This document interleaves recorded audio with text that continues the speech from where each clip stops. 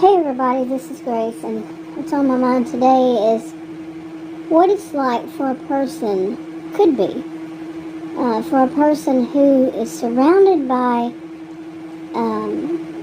say there's a culture of, maybe, perhaps, of people with personality disorders, the behaviors, the symptoms, any of them, not just narcissism, but, it could be also histrionic behaviors, borderline personality disorder behaviors, and antisocial behaviors from these personality disorders, the cluster Bs.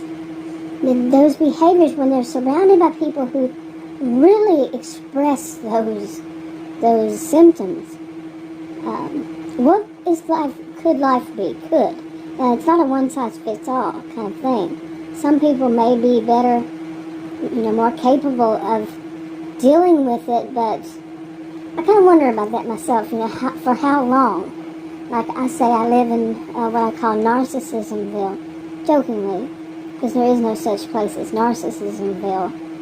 But in my mind, I know it's certain pockets, around where I live, that I know there's a good chance I'm going to experience somebody there having an attitude, especially narcissistic, like they, the whole thing, narcissistic histrionic blend, like they are the most important, and they are well above everybody. They're superior, and a lot of people say, well, this happens here too, but believe me, there's a difference. The whole thing of owning the road, they own the road, everybody else should get out of their way. I know the pockets where I'm going to experience that. I say, it's hypothetical. It's a fictional place because it doesn't exist, but in my mind, I know where. And I've lived here for most of the past 20-something years. Yeah. And I really do know these. And sometimes it's just going down the road, and suddenly it's like being in a whole separate world where it's not Narcissism-Ville. It's practically, in comparison, very pleasant. I don't want to call it Pleasantville because, if you've seen the movie. But anyway. But it can be, what I was thinking about today, just a little while ago, is how negative it is to live in that kind, for me, to live in this kind of thing where I see such, such whatever cluster B behavior. I see so much of it. It's very negative, and the things I would talk about would be, for like this channel, would be very negative. And, now that I'm doing these delivery services, of course, I'm going to be seeing, I knew this, I'm well aware of it. I'm going to be seeing more people, and I'm going to be going into more stores, restaurants. I finally signed up to where I can do I've always had signed up for one of them where I could do groceries. That's what I would prefer, I think. I don't know until I try it. I already say, maybe not. There's delivery services for it, so I can get the insurance, the whole thing with the insurance and the doctors and all that. And now seeing that, I was so happy. I finally got health insurance, and then there was something negative thrown out, and I said, thought so. Oh, it's just, so much of it is about narcissism, really. And like I said, the rest of the cluster Bs, the behaviors, and very negative. And then, but I'm trying to see the good in it, and sometimes that's very difficult. Now, I have been seeing these kinds of behaviors since I was born. Okay, and I'm 60 years old, 60. I've seen plenty of these kind of behaviors, especially, like I said before, the narcissistic histrionic blend. Some were actually diagnosed with borderline personality disorder. Yeah, and some maybe should. I don't diagnose anybody, and this is not about diagnoses. So, but seeing this, really, and I'm concentrating on that. Like I said, I'm doing these so I can get health insurance that's affordable. I'm doing these delivery, they call it delivery gig, they call themselves delivery gig workers, and the ones that put it on YouTube, they're gig tubers, and I guess I'm one too. I'm not going to be like them because it's just not fit for me to be on camera all the time. I don't like that. Never have liked it. I've been on camera plenty of times. This month is 9 years on my first channel, my original channel. 9 years of videos, making videos. So, there's a lot. And I've been on camera a lot. But I don't, it's just not what I want to do. It's just not me. And the whole thing of, I know how to do the, the screenshots and all that. I just don't like how it's interactive on mine. Of course it would be possibly, allegedly, I don't know. But I just don't like that. No. I'm not going to spend hours editing a video. Some people say hours. I'm like, really? It really takes that long? It took me all day to edit that video. What are you doing? It didn't seem that special to me. But, I'm always tested by when I say something like that. I know I'm going to be tested on it. I've done videos where I've edited them, by the way. It's just not me. But I know I'm going to be tested again. Like I say, it's the story of my life. I've said it so many years. I generally am tested on whatever I say if I'm judgmental. So, and that's happening with this gig work. And some of it I'm still holding true. With the delivery services stuff. That don't bite the hand that feeds you. I still hold to that. And unless, you're not biting the hand that feeds you. If somebody's bad to you, that's a separate story. It's not all of them. It's not categorizing all of them. So, anyway. Okay, I had to stop there for a minute. Get me something to drink. Diet Dr. Pepper. Yeah, Diet Dr. Pepper, caffeine free. Anyway, and I have this little book in my hand. It's my quick reference kind of guide. It's called Quick Reference to the Diagnostic Criteria from DSM-IV-TR. Trademark. So, yeah, DSM-IV.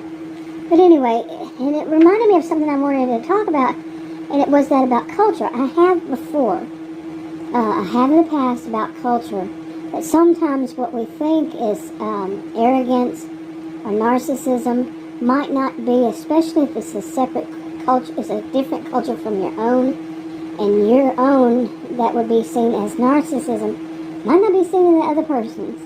The person is a different culture. It might not.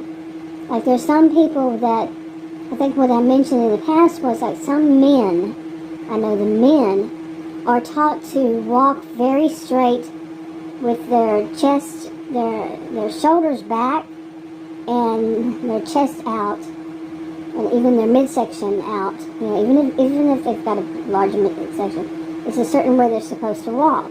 And a certain class, not class, but a certain, I guess you could call it class. Okay.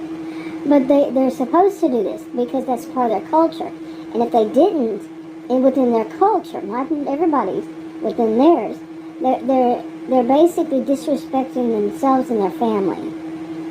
Okay, that's how it's seen. It's not, necessarily how it is, but that's how it is seen.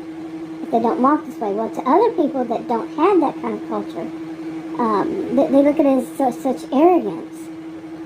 The way they walk, the way they talk, the way they move their, just move. They just walk around, they just move. Everything about them seems so arrogant. But it's just the culture. Okay. So, anyway, I wanted to this reminded me of that. So, but also reading it is under personality disorders, and it's basically about how so much they deviate from the norm. The people with cluster B behaviors or cluster B disorders, who have been diagnosed. I don't do it, like I said. We should not do it unless you are there. They have their own whatever it is wherever they live, like counselor, whatever. That's approved. But it's a lot of it is about. I was experiencing this, like I said, since I was born. I'm not kidding. I was born into it. But how the different way they look at everything. you know, and everybody at the culture, at the norms, they have it in their head they are right when they are very far off from it. And I am a social and behavioral scientist. I was also a career student in it over 20 years, both undergraduate and graduate school. You know, I'm talking from, some people don't know what that is, and we never use it either that way as graduate school. But graduate school is basically master's classes to PhD. Okay, now there are other, but let's just say basically. And, you know, undergraduate is freshman to senior. That's the easiest way to put it. But yeah, I was a career student. I taught at college and university, and I actually have a lot of experience. I'm born into it. So there's a reasons I got into these fields, both psychology and sociology. My degrees are in both, and so I know what is the norm. I definitely know what is the norm. However, what I was raised around was so far deviated from the norm. And some people say, there's no such thing as norm. Who's putting that out there? Who do you think would be putting that out there? There's no such thing as norm or normal. Yeah, deviate too far from it and you might wind up in a psych ward, is the way I put it. But anyway, some of it is like I just said, the way that they see it. They perceive this is how it's supposed to be in their view, and they fall within it even though they are anything but that, and but the norm. Okay, and let's see what else that I wanted to touch on.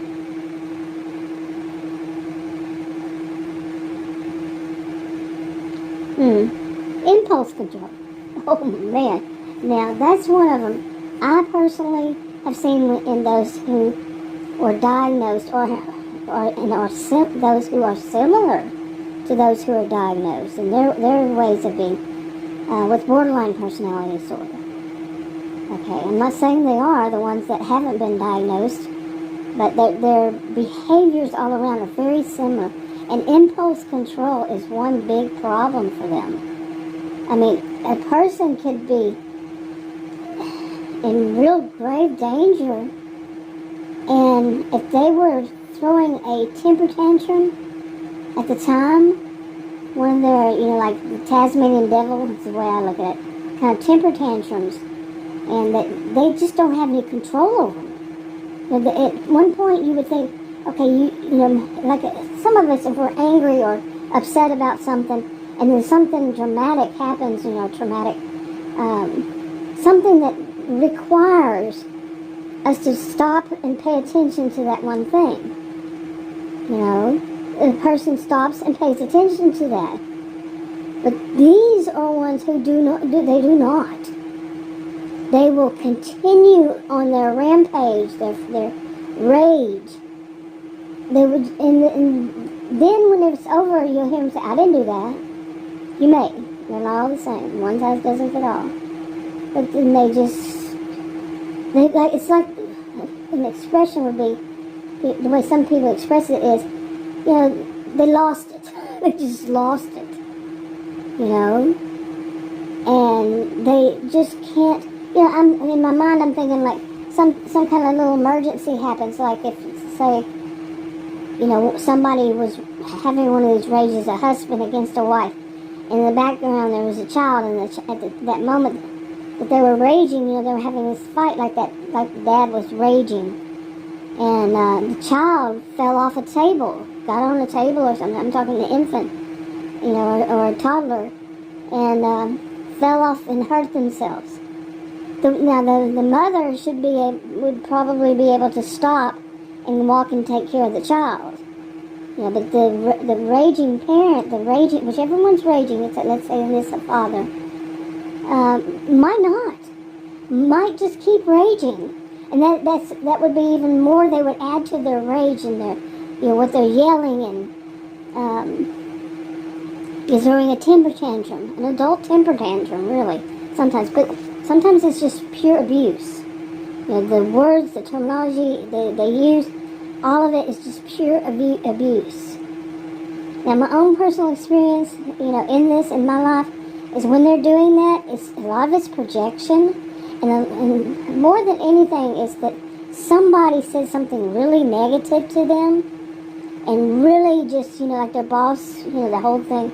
I've actually seen this in my life. The boss told them off or something like that, and they got, or the teacher, the professor, whoever it was, told them that they were wrong. And oh man, they just don't think they're wrong. Like, we go back up there to what I was talking about a while ago. They just don't think they're wrong.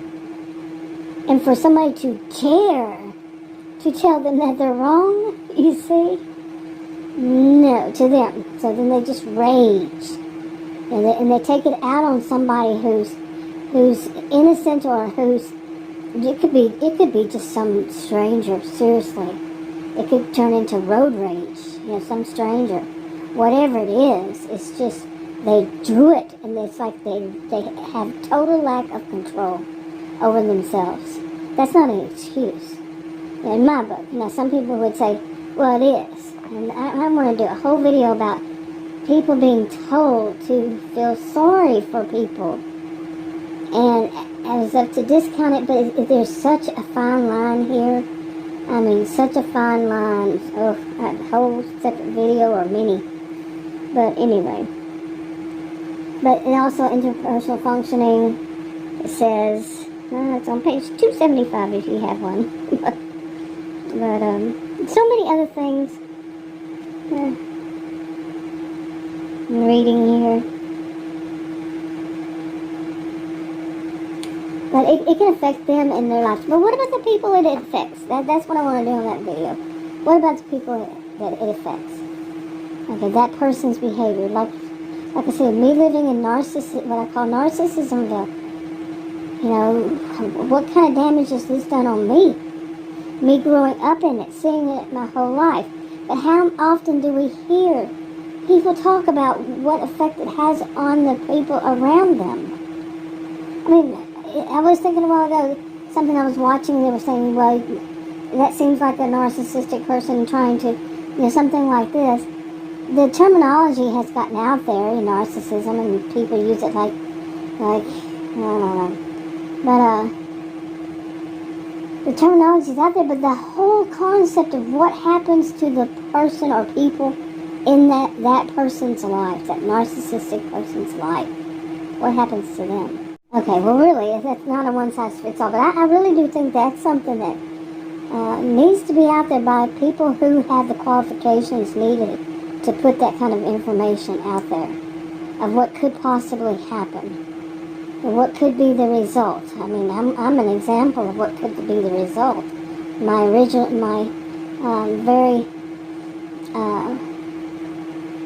It's a very rare health condition is due to this kind of stuff being raised in it.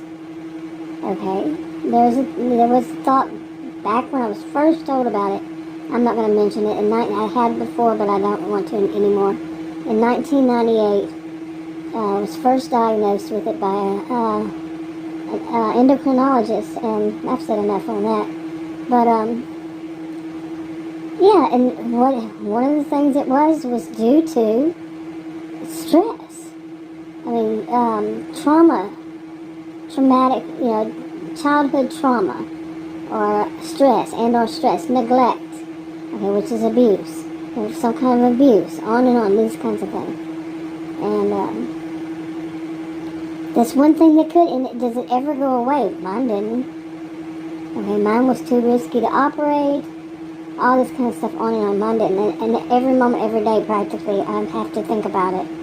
Not every moment, but yeah, every day, at least several times a day, because of the medications I take. I am reminded. I have to remind myself all the time. Okay, I'm reminded of it all the time. It's a gift that keeps giving, like some people say. And it's not a good gift. But anyway, some of these things need to be, in my view, like I said, by the appropriate people, not just anybody. Okay, just thinks they know something or they hear somebody else talk about it. This is something that really seriously needs to change Seriously, and especially, I mean, online especially, because that's influencing people, and with things like some of these people, they don't know what they're talking about. They don't have the background, and they're putting out things because they heard somebody else say it, and then it's like the grapevine. By the time it gets out, it's all screwed up because they don't have what it takes. They don't have the knowledge. The actual went to the university and got the knowledge, took the classes, passed them, got the diploma. Not diploma. Why do I keep saying diploma lately? Earned the degree. Okay, their degree or degrees, depending on where you live. To be able to. No, it's just people say, hey, I can talk about that. I can just copycat this person, that person. My experience in life, the people who copycat like that are often have that narcissistic histrionic blend of behaviors. Shoot, I could just say cluster B behaviors. Oh my goodness, they copycats.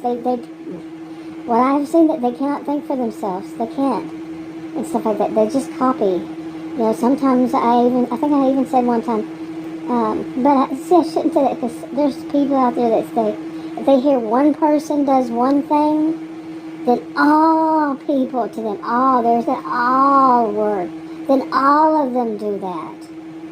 And of course it goes through that whole grapevine thing, and by the end of it, everybody says, ooh, I'm not going to talk to anybody like that. Anyway, but yeah, there's some of that, but to go back to the beginning of it, yeah, doing this gig work, I'm seeing, especially with these services alone. Now, I did work on a post-bac in business, and I said, oh, hell to the no. I did. I really did. It was taking things that I had learned, earning my degrees, in both psychology and sociology. I hadn't earned all the plural ones yet. The plural work, or whatever you want to call it. But they were taking, at that point, my brain is doing double work here. But by that time, I had been a career student as an undergraduate, okay, and doing a post-bac, and I'm like, they're taking everything I learned on how to help people. I'm in the helping field, so that's what I said before, was to be in the helping field, the helping people. And they're taking so much, not everything, but so much of what I learned, and they're using it to basically, as I saw it, and I still do, to use and abuse people. To use them, really, which is a form of abuse. To use them for the way that they want. To twist their minds to where they are just like you hear about children who live in dysfunctional families, and the parents, twist their minds the way they want them to, so that the child will do everything that is like their twisted minds. So that's a good way to put it, right? There's so much more to that, but yeah, they're infantilizing adults, that the businesses, to have them to stay. Like one example would be some businesses, they want you to make friends with your coworkers because that will have more people coming back to work. Okay, and then when they have this, the businesses have some kind of more control over the people because they can make them do things that some people would say no, but because they have made friendships there, the people want to come back. You see what I'm saying?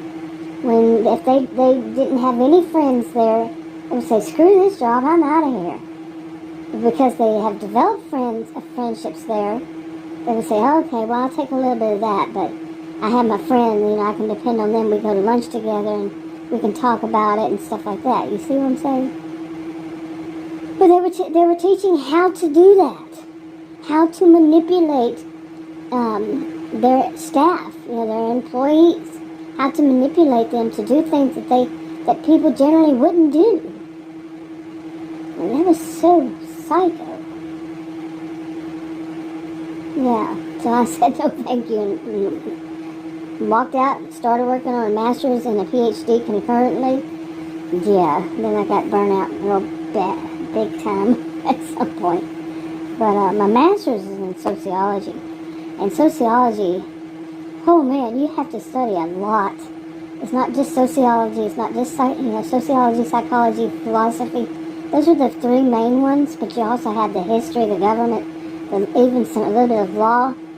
And, oh man, I mean, there are even like small, how do you put it? Like there's a field and then one that comes off from it, kind of like, when a show has a spin-off or something like that. It can be fields of study that you have to do like that too. Come off of, say, philosophy or come off of sociology. Well, sociology just has so many of those. It's a lot. You have to learn a lot. And, man, more than any of them I have ever heard of. But anyway. So anyway, to go back to doing this gig work, I'm definitely seeing that in the various services I've spoken to, I've worked or spoken to, and the whole manipulation game and putting it off, as though you're bad if you don't do that. Too bad. I mean, I had listened to the people the gig workers, the gig tubers, over years. And sometimes the things they said was so, entitled. And then when they put it off as in a logical sense, not an entitled, it's kind of like they heard people who were logical, they had logical sense. Well, these are people who wanted to make it common sense, and using common terms that other people like, no tip, no trip. It's not the customer's fault. Period. The customer doesn't owe anybody anything. It's not their job. But some of the people they hear somebody say, we're having to rely on tips. That doesn't mean it's the customer's fault if the customer doesn't give you a tip. Period. Whose fault is it? If you're not earning enough, whose? Where does it come down to? And what I'm saying is so much manipulation. And I'll do a whole separate video. But anyway, I think this is enough on this one, and I'm going to wrap it up here. Well, I'll probably never wrap it up totally. But this one video. I'll talk to y'all in another video. Bye.